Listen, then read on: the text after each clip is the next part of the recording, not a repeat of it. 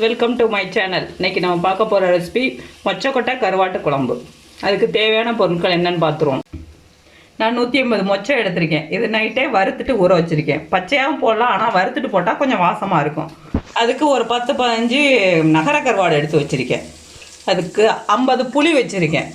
ஒரு வெங்காயம், கொஞ்சோண்டு தாளிக்கிறதுக்கு பூண்டு, கருவேப்பிலை கொஞ்சம், ஒரு தக்காளி, ஒரு முருங்கைக்காய் கட் பண்ணி வச்சுருக்கேன். அதுக்கு தேவையான பொருள் சோம்பு கொஞ்சம், வெந்தயம் கொஞ்சம் போட வேண்டியதுதான்.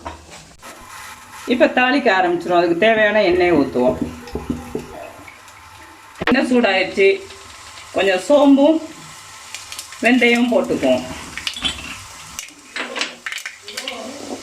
தாளித்தோன்னே கொஞ்சம் பூண்டும் கருவேப்பிலையும் போட்டுக்குவோம். வெங்காயத்தை போட்டுக்குவோம்.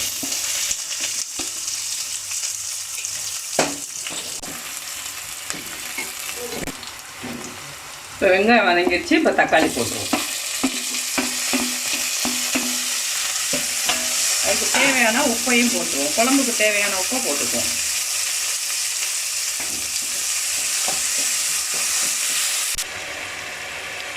தக்காளி நல்லா வதங்கிடுச்சு. இப்போ மிளகாத்தூள் ஸ்பூனுக்கு 3 ஸ்பூன் போடுவோம்.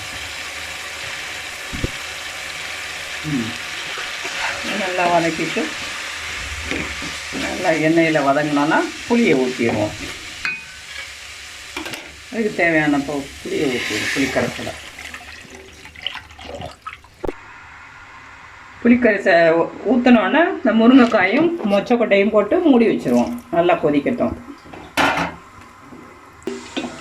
ஒரு 10 நிமிஷம் நல்லா கொதி வரட்டும். மூடி வச்சுருவோம். இப்போ பார்ப்போம். குழம்பு ரெடி ஆகிடுச்சு பாருங்க. இப்போ நல்லா குழம்பு ரெடி ஆகிடுச்சு. இந்த ஸ்டேஜில் கருவாடை போடுவோம்.